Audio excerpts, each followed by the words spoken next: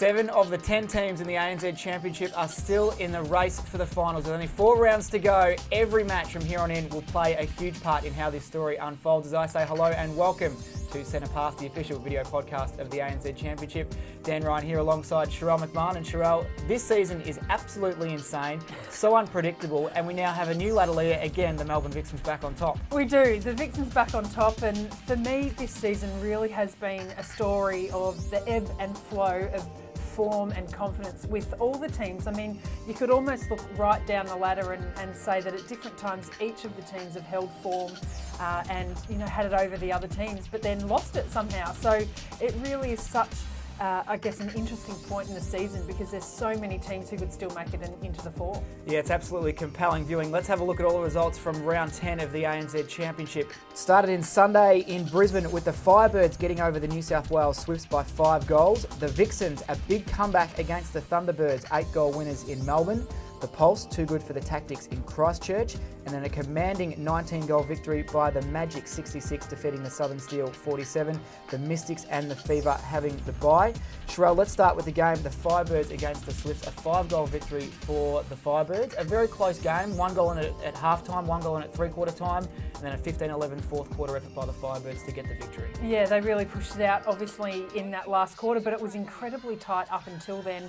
And, the Firebirds for me are such an intriguing kind of team this year. They obviously started the season with quite a few losses and have now won, quite a few of the last few rounds, some of them only by 1. So their form's just a little bit hard to pinpoint and whether they really are going to push. They really come to life in the fourth quarter. Nat Medhurst was a key contributor in that. She only shot 12 goals from 20 attempts. Stats were right down on her behalf. But what she did do in that last quarter was finally just let the ball go to Romelda Aiken. They were very hesitant in feeding her the first 3 quarters, but when they let the ball go, the Firebirds come to life. That's right, and that's the key for them really, is just that, again, I mentioned that word confidence and having that ability to let that ball flow in attack. And when the Firebirds do that, they are incredibly tough to stop. And I thought Monia Gerard did quite a good job shutting Nat Medhurst down in the first 3 quarters, but kind of let her off a little bit in that last quarter, and she did some damage. We like the physicality of the ANZ champs. One contest that was pretty intriguing was that of Sonia McCloma and Romelda Aiken. 38 goals for Romelda Aiken, but there was a lot of biff and a lot of discussion between those two throughout the match. Yeah, it was great actually. I love that contest, and Sonia McCloma is always in there, always talking it up to her teammates in the opposition and doing all sorts of things to kind of try and put them off. And you kind of have to do that when you're playing against Romelda Aiken because she's such a great athlete and difficult to stop. So I guess you throw everything at her. What makes it interesting, the loss for the Swifts, it puts them now to 5th, so they drop out of the top 4. It's their first loss in 7 weeks, which was outstanding.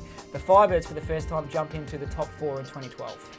And who would have thought that? I mean, the Swifts haven't lost for 6 weeks, and they lose 1, and they're out of the 4. So this is just how fluid, I guess, the top 4 is this season. And the Firebirds back in the top 4, and of course we've got some teams still, playing on some buys and things, so we're still to work that out. But I think that there will be a number of teams shaking that the Firebirds might actually make it into the top 4, because if they do hit form like they did last year, they are just so hard to stop. Yeah, gathering some serious momentum, the Firebirds. Let's have a look now at the Vixens Thunderbirds. It was an 8-goal victory to the Melbourne Vixens. It was a game of 2 halves again. The Thunderbirds won the first half 22-16, but then the second half, the Vixens won it 32-18, so a massive turnaround. Yeah, huge turnaround. Who knows what was said in each of the change rooms at half-time to kind of fire the Vixens up, I guess, in particular.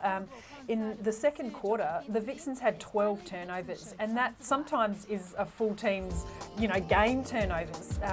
They just didn't seem to have that same flow and link in attack, and I guess the injection of Sarah Wall into the team on court and a few little changes just kind of made a bit of a difference. Some interesting selection choices by both coaches, particularly in that goal attack position. We saw Carla Borrego start out there for the Thunderbirds. Tegan Caldwell, who's been the main goal attack for the Vixens this year, starting on the bench. What did you make of those 2 moves? Yeah, look, I mean, it was a little bit of a shock, more so to see Carla Borrego out at goal attack and Aaron Bell back at goal shooter, because we haven't seen that.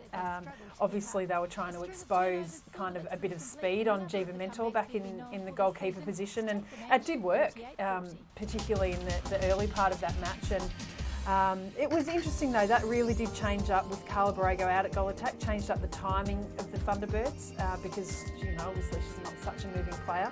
And similar with the Vixens, it really did change their attacking lineup. And I guess probably they made some changes, and it probably needed to happen just to inject some speed out the front for both teams. Something that stood out in that match for most people would have been the turnover count. The Vixens 25 turnovers, the Thunderbirds 23. It was such a high turnover match throughout the whole contest.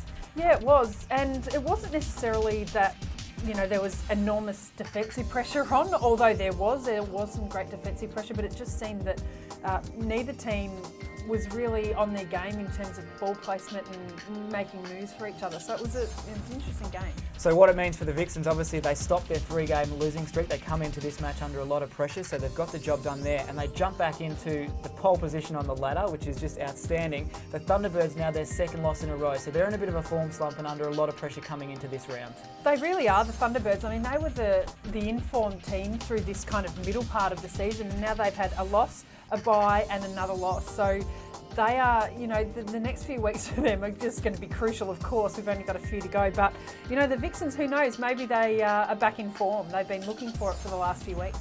Well, let's have a look now at the Magic and the Steel. It was a 19-goal victory for the Magic. They've had the bye last week. They haven't played their last game since 16 days beforehand, so they've had a huge break, but still got the momentum, and 19 goals against the Steel is a big win. Yeah, that's right. And we mentioned last week the bye coming at a really good time for the Magic, with a few little niggly injuries for them, and perhaps that's what's happened. They've come out, and particularly their defensive lineup. I saw some quotes from Liana De Bruyne saying that her combination with Casey Williams is just getting better and better.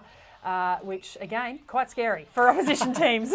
What's also scary, I guess, for the other teams is the percentage that the Magic are building each time they post wins. They, of course, lost the first quarter against the Steel, but then they put 16 goals in the second, 18 goals in the third, and 19 in the fourth. So their shooting volume is outstanding. They had 72 attempts, 92%. They are lethal under that post at the moment. They are, and they're another team who, when they play with confidence, when they let that ball go into Irene van Dijk, who's such a great target, they're just beautiful to watch, really. They're so strong, and their ball movement is fantastic. So when they get that happening, it's great. And, another team that are amazingly pushing for the top 4 and in some really good and destructive form.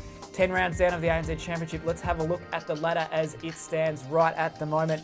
There you see it, the Melbourne Vixens back on top, the Northern Mystics second, both sitting on 14 points. Then we have 3 teams, the Thunderbirds, Firebirds and the Swifts, all on 12. And still in the race, Sherelle, the Magic and the Pulse on 10 points. Yeah, well, that's right. And again, as we said, this ladder is just so fluid, and anyone could be in that top 4. Almost. Not quite anymore, but almost. Of course, Sherelle, time now to talk about our Performer of the Week for round 10. Who was it for you in this round of the Champs? Well, for me, it is Madison Brown from the Vixens. It's probably been culminating over the season. Her stats are amazing.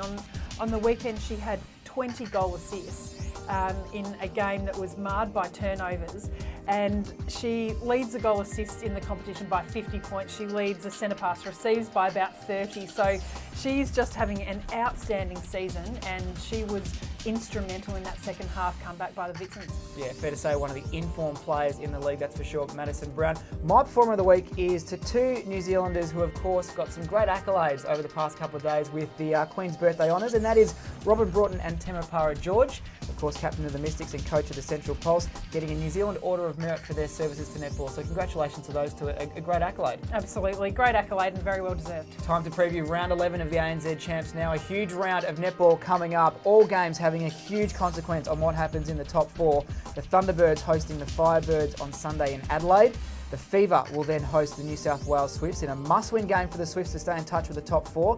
That's in Perth. The Magic against the Pulse. We'll talk about that one in a moment. And then the Mystics and the Steel on Monday night in Auckland. The Melbourne Vixens and the Canterbury Tactics having the bye. Sherelle, 2 huge games we're going to talk about. The first one, the Thunderbirds and the Firebirds. It's 3rd versus 4th. They met in round 2, I think it was, and it was the Thunderbirds that won by 10, but this game is going to have it all. It is going to be a huge one. It will be, and safe to say that both teams' forms have kind of changed quite significantly since then, and particularly over the past few weeks. So, yeah, look, it'll be great matchups all the way down the court, as it always is with these teams, but yeah, nice and tight. A loss could see either team drop out of the top 4. A win could see either team potentially jump into the top 2. Which, again, with this ladder, amazing, and such, you know, a big, I guess, so important for this game to go well for both teams. Another huge game that we want to talk about is the Magic against the Central Pulse. It's 6th versus 7th. A huge game for both teams because, fair to say, the loser will most likely have to kiss their finals chances goodbye because they'll be so dependent on how other results fall. That's right, and the Pulse, of course, coming off 3 really fantastic wins for them this season, which we haven't seen before for them. So they're having such a great season, but the Magic, of course, as we spoke about earlier, hitting some really fantastic form right at the right time. Yeah, the Magic haven't lost since round 4, and the Pulse, of course, having their most successful season in the history of the ANZ Champs. Who do you think's going to win that one, Sherelle? Because it's a huge game. Magic have form, but so do Pulse. Well, my tip will actually be the Magic, only just, but it'll be, I think that the real key for that one will be that defensive lineup for the Magic, shutting down Caitlin Thwaites, who has been a really great player this season and really dominating that circle. Well, Sherelle, our tipping has been pitiful. We can't break each other. We're both getting 2 each week. We're deadlocked now, I think, at 31 all. Who are your tips for round 11? Okay, my tips for round 11, the Firebirds, Fever, Magic and Mystics, which I think is slightly different to yours. Yes, I'm going with the Thunderbirds to knock off the Firebirds at home, the Swifts to get over the Fever just. That could go either way, but I'm backing the Swifts. I'm going with the Magic to beat the Pulse and the Mystics to beat the Southern Steel. Well, that is about it for another edition of Centre Pass. A huge round of netball coming up in the ANZ Championship. Make sure you jump on to the ANZ Champs website. Follow us on Facebook and Twitter. Check out the Sky Sport website in New Zealand, also 10 Sport in Australia, and check your local guides for all of the broadcast details. Sherelle McMahon, thank you once again. No problem, thank you. Looking forward to round 11 of the ANZ Championship. It's heating up. It should be a beauty. We'll catch you next week on Centre Pass. Thank you to our sponsors, our principal sponsor, Associate sponsors, support sponsors and suppliers, and our broadcast partners.